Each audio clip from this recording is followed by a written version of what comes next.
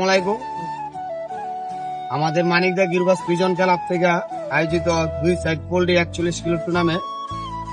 তো প্রথম দিন সারা হয়েছে আমাদের মামা রোড 41 কিলোমিটার। 10 জন পার্টিসিপেন্ট থেকে 7 জনের কবুতরই 10টা করে ঘর লাগে, আর 3 জন কবুতর 5টা করে ঘর লাগে।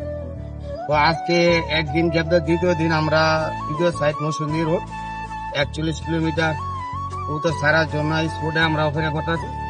তো ওয়েদার অনেক খারাপ না, খালি বলতে গেলে অনেকই খারাপ, সূর্য কোনো দেখা নাই।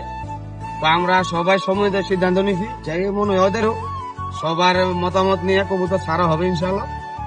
হ্যাঁ, সবাই আমাদের জন্য দোয়া করবেন। আর আমাদের মাঝে আজকে উপস্থিত আমাদের বড় ভাই ক্লাবের প্রধান আমাদের মালিক ভাই, ইনশাল্লাহ সবাই সাহস আরো বেশি পায় লাগছে।